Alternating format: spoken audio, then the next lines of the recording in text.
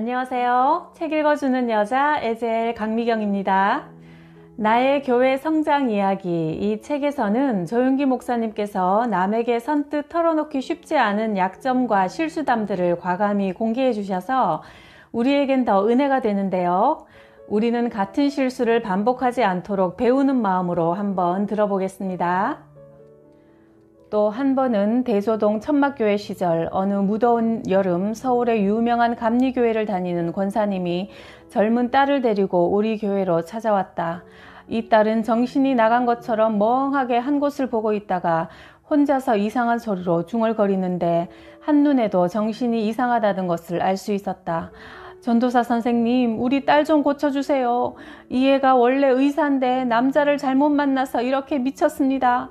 권사님은 울면서 사정했다. 병원에서 함께 일하는 의사를 만나 사랑에 빠졌는데 알고 보니 그 남자는 이미 가정을 가지고 있던 사람이었다. 그래서 심적으로 많은 고통을 당하다가 결국 정신분열을 일으키고 만 것이다. 당시 풋내기 전도사에 불과했던 나는 이런 상황에서 어떻게 해야 할지 몰라 성경을 꺼내 읽어보니 금식하면서 기도하면 하나님이 귀신을 쫓아주신다는 결론에 이르렀다. 나는 이 자매님과 함께 일주일 동안 금식하면서 기도했다. 그해 여름은 참으로 무더워서 일주일이 지나자 이 자매와 나는 완전히 지쳐버렸다. 그때 교회 성도 몇 분이 토마토를 한 광주리 교회로 가지고 왔는데 이 자매가 토마토를 보자마자 마구 달려들어 손에 한 움큼 쥐고는 미친 듯이 집어삼키기 시작했다. 어떻게 말려볼 시간도 없었다. 그러더니 갑자기 컥컥 소리를 내며 쓰러져 죽어버렸다. 나는 하늘이 무너지는 것 같았다. 더 이상 강단에 서서 설교하고 싶은 마음도 들지 않았다. 그리고 바로 이 자매님이 다니던 교회의 목사님이 변호사를 데리고 와서 내게 갖은 욕설을 다 퍼부었다. 네 놈은 예수님 이름 팔아서 돈이나 갈취하는 사기꾼이야. 어떻게 사람을 이렇게 죽일 수가 있어? 너 같은 놈은 감옥에 보내서 사회에서 완전히 매장을 시켜야 해. 그리고 권사님에게 고소장을 주며 도장을 찍으라고 했다. 나는 기도했다. 하나님, 이렇게 해서 내 사역이 끝나는 겁니까? 내가 돈을 바라지 않고 순수하게 저분들을 도와주려고 했던 것을 주님은 아십니다. 권사님은 잠시 기도하고 나서 목사님과 변호사를 향해 말했다. 내 딸이 귀신에 잡혀서 죽어가고 있을 때 목사님은 내 딸을 위해 한 번도 기도해 준 적이 없습니다. 그저 내 딸을 정신병원으로 보내라고만 했지요. 변호사님도 내 딸이 죽어갈 때 우리 집을 방문해 준 적이 있었습니까? 그러나 내가 이 젊은 전도사님에게 딸을 데리고 왔을 때 이분은 이 무더운 날씨에도 일주일을 함께 금식하면서 내 딸을 위해 기도해 주었습니다. 그 자신도 지금 온몸이 지쳐서 죽을 지경일 것입니다. 비록 딸이 죽었지만 나는 결코 이 전도사님이 내 딸에게 베풀어 주신 사랑을 잊을 수 없습니다. 내 딸을 고치지는 못했지만 예수 그리스도의 진정한 사랑을 내게 보여주셨습니다. 나는 고소장에 도장을 찍을 수 없습니다. 내 딸은 지금 천국에 있는데 내가 어떻게 이 전도사님을 감옥에 보내라고 도장을 찍을 수 있겠습니까?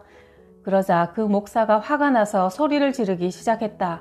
당신도 딸처럼 미쳤군요. 이 사람은 사기꾼이란 말이요. 당장 감옥에 보내버려야 한단 말입니다. 나는 다른 것은 모릅니다. 그러나 이 젊은 전도사님이 베풀어준 사랑에 큰 감동을 받았습니다. 우리에게 필요한 것은 사랑이었습니다. 비록 목사님은 설교는 잘 하시지만 우리를 너무나 차갑게 대했습니다. 우리를 사랑해 주신 분은 이 전도사님입니다. 이제부터 나는 이 천막교회에 다닐 겁니다.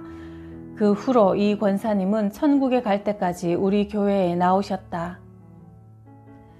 얼마 전 한 여인에게 복음을 전했더니 목사님, 나는 죄를 많이 지은 사람입니다.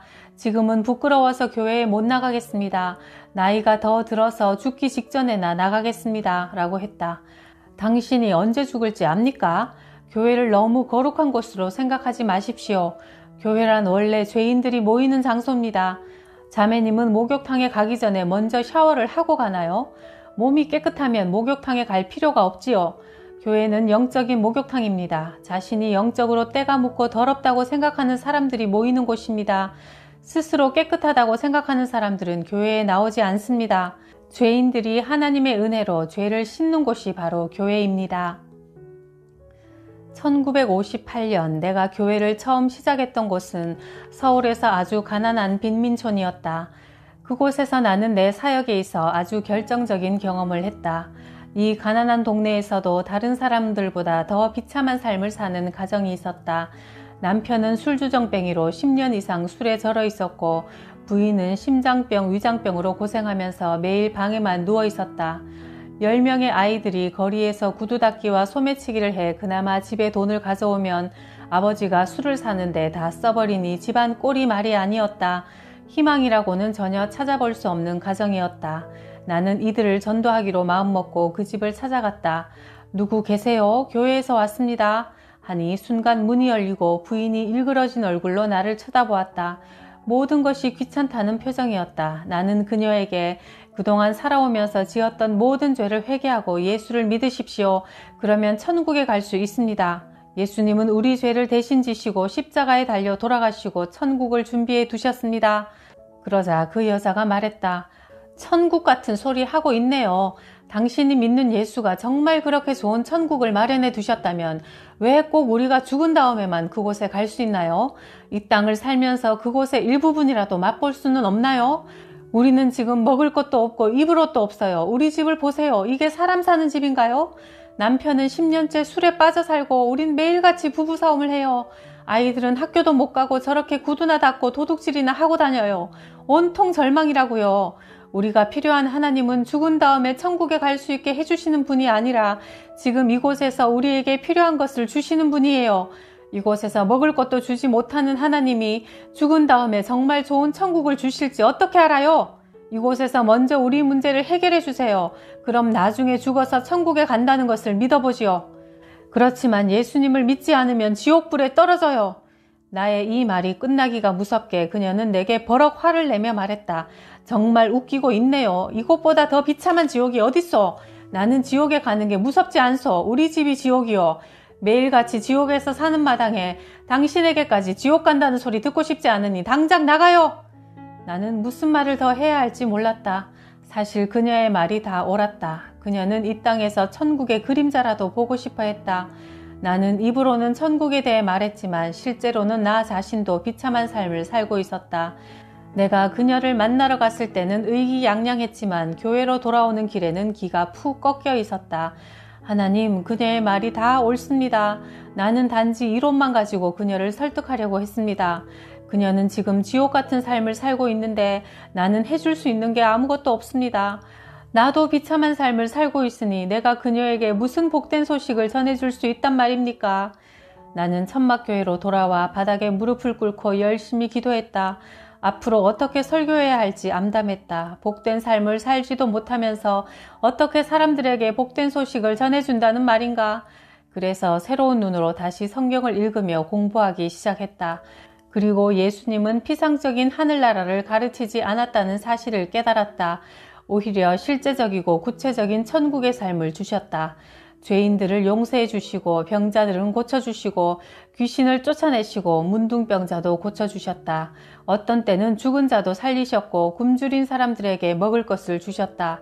그러고 나서 예수님은 하나님 나라를 선포하셨다.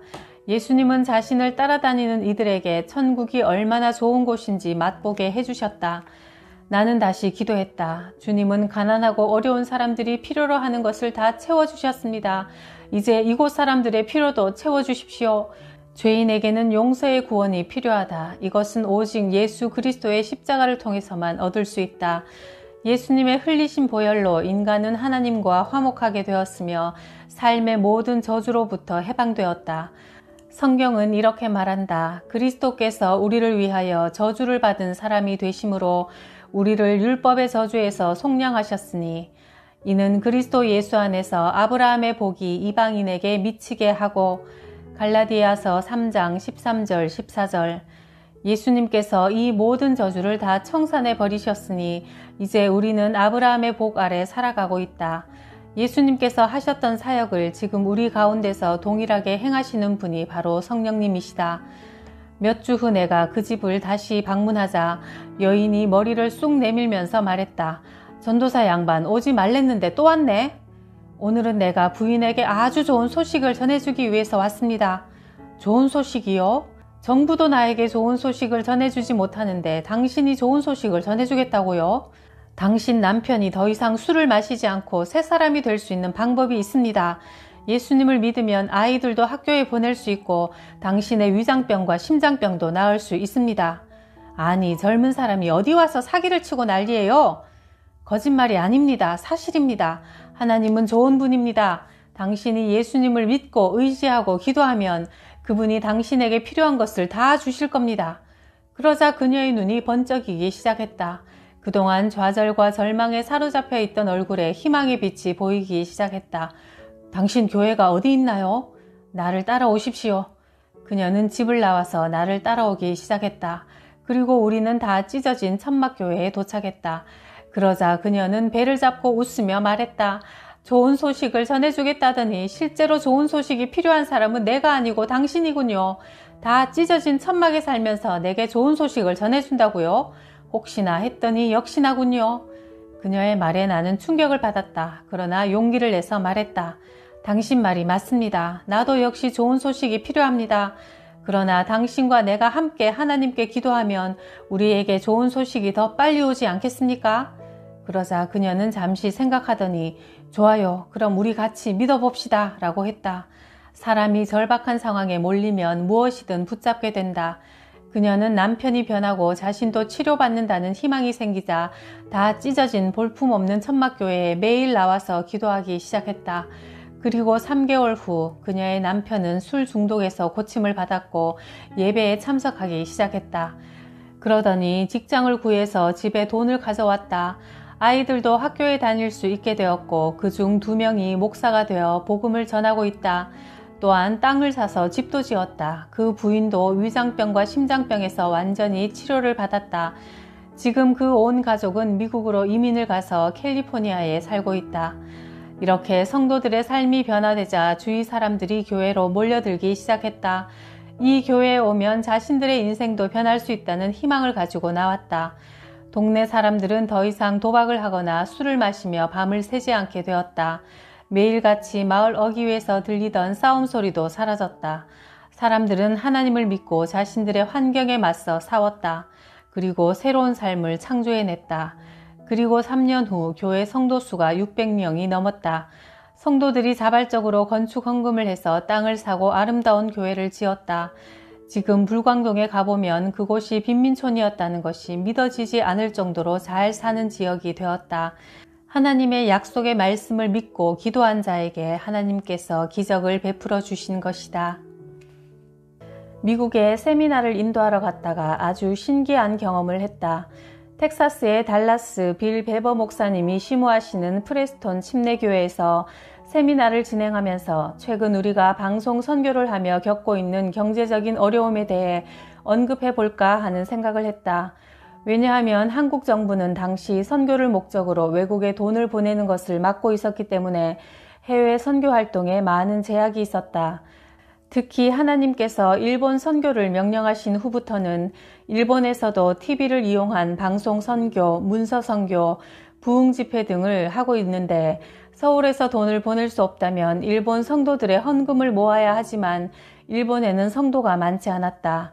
일본은 1억 2천만 인구 중에 30만이 개신교 신자들인데 이들 중에도 1년에 한 번 이상 교회를 나오는 사람들은 5만 명에 불과했다. 그러나 미국에 가서 일본이 기독교 국가가 될 것에 대한 비전을 제시하고 도와달라고 하면 미국 성도들은 일본은 세계에서 가장 부유한 나라인데 우리가 그들을 왜 도와줍니까? 라고 하니 미국에서 일본 선교를 위해 모금하는 것이 어렵다.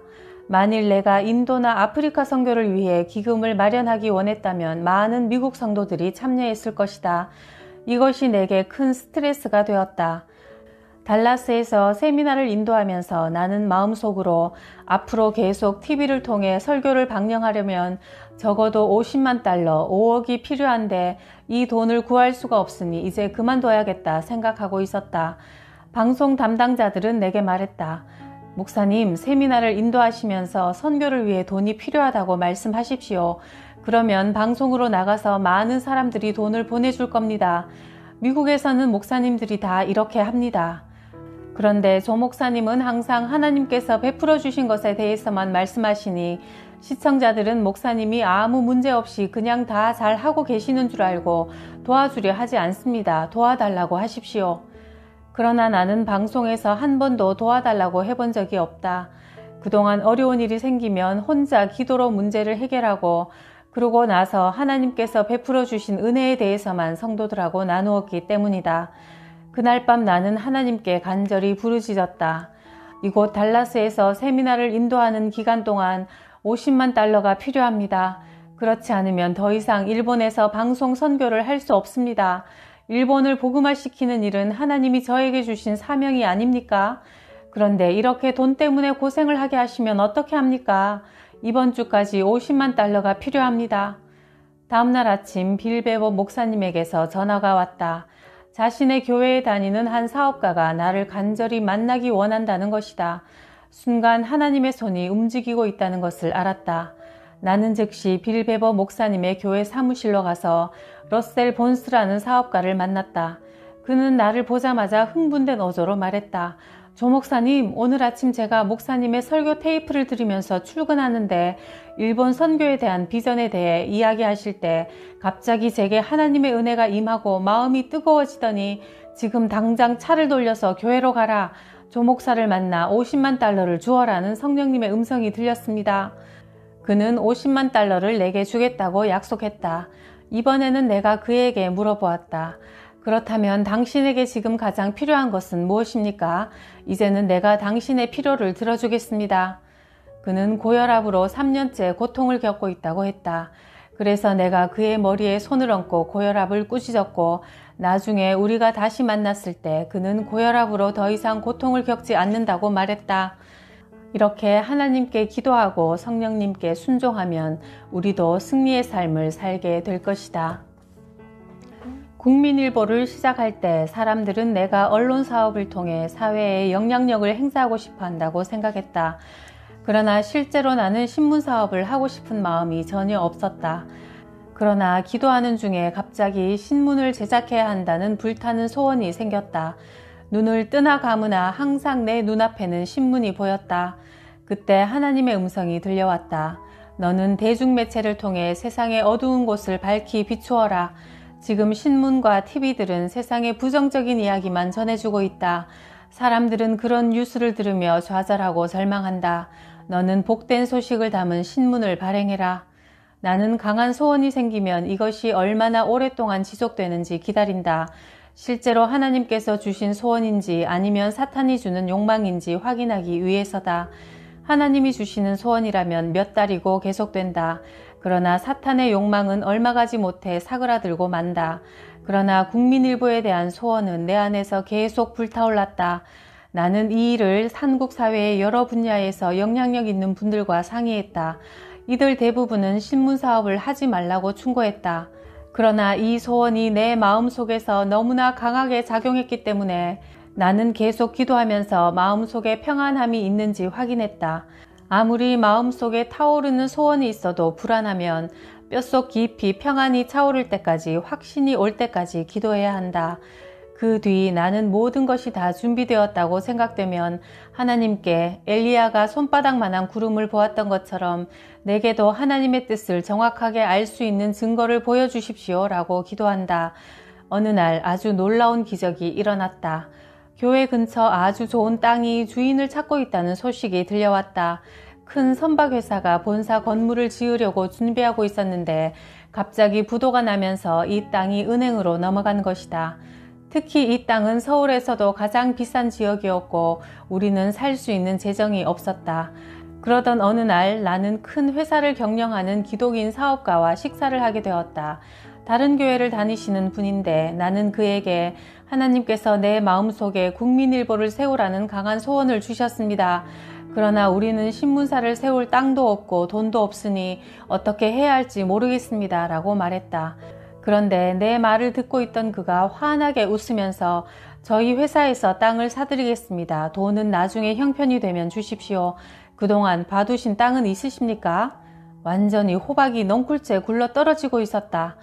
그래도 정말 이런 일이 일어날 수 있을까 의심이 있었는데 몇 주 뒤 이 사업가가 내 이름으로 땅 전체를 사서 서류를 가지고 나에게 왔다. 이렇게 해서 국민일보 건물을 지을 수 있는 땅을 얻었다. 건물은 언제부터 지을까요? 설계도는 준비하셨습니까? 언제부터라니요? 나는 돈이 하나도 없습니다. 그러면 저희 회사에서 건물도 지어드리겠습니다. 나는 손바닥만한 증거를 보기 원했는데 하나님은 엄청난 기적을 베풀어 주셨다. 하나님의 일은 하나님께서 이렇게 친히 이루어 가시는 것이다. 지금 오살리 최자실 기념 금식 기도원이 세워진 자리는 원래 우리 교회의 공동 묘지였다. 우리 교회를 다니시다 소천하시는 분들을 그곳에 모셨다. 그러므로 건물이라고 해봐야 묘지를 관리하는 작은 사택이 전부였다. 기도원을 세우기 전 장모님이신 최자실 목사님이 그곳에서 기도 모임을 시작하셨다. 하나님이 조 목사님의 마음을 움직여서 이곳에 기도원을 세울 수 있도록 기도합시다 라고 말씀하셨다. 당시 나는 여의도 교회 건축 문제로 재정적인 압박을 심하게 받고 있었고 은행 빚이 산더미처럼 많아 너무나 고통을 당하고 있었다. 장모님, 지금은 기도원 지을 돈이 없습니다. 이제 기도원까지 짓는다면 나는 빚에 깔려 죽을지도 모릅니다. 그러나 막상 내가 가고 나면 최 목사님은 다시 기도원 건립을 위해 성도들과 기도했다. 그래서 마침내 나도 기도원 건립 문제를 놓고 기도하지 않을 수가 없게 되었다. 하나님, 제가 기도원을 세우는 것이 하나님의 뜻입니까? 계속 기도하자 그때까지 기도원을 세우고 싶은 생각이 전혀 없었는데 갑자기 기도원을 세우는 것이 하나님의 뜻이라는 확신이 들었다. 그리고 엄청난 평화가 내 마음 깊은 곳에서 흘러넘치기 시작했다. 그러나 다른 한편에서는 강한 의심이 생겼다. 너는 지금 잘못된 길로 가고 있어.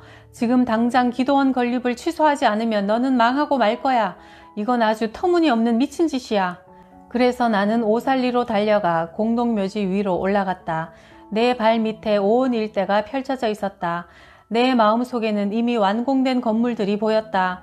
하나님의 눈으로 보니 이곳에 이미 대성전이 지어져 있군요. 그 옆에 있는 건물이 기숙사이고 식당이군요. 하나님께서 이미 다 이루셨고 나는 단지 이것을 받을 뿐입니다. 이렇게 기도하고 나서 하나님을 찬양했다. 현실적으로는 엄청난 재정 압박을 당하고 있었지만 마음속으로는 강한 믿음이 생겼다. 그리고 살고 있던 집을 팔아 하나님께 건축 헌금으로 드렸다. 그러자 하나님께서 일하기 시작하셨다. 교회 성도가 급속도로 늘어났고 재정 형편이 좋아졌다. 마침내 1973년 여의도 순복음교회가 완성되고 바로 이어서 오살리 금식 기도원이 완공되었다. 그리고 얼마 있지 않아 빚을 다 청산할 수 있었다. 정말 꿈 같은 이야기다. 그러나 하나님의 일은 항상 꿈에서부터 시작한다. 마지막 때 하나님이 자신의 영을 부어주셔서 젊은이들이 환상을 보고 늙은이들이 꿈을 꾸게 되는 이유다. 그래서 사탄은 우리가 꿈과 환상을 품지 못하도록 맹렬하게 공격한다. 하나님이 주신 꿈을 품고 믿음으로 기도하면 결국 기적은 일어나기 때문이다.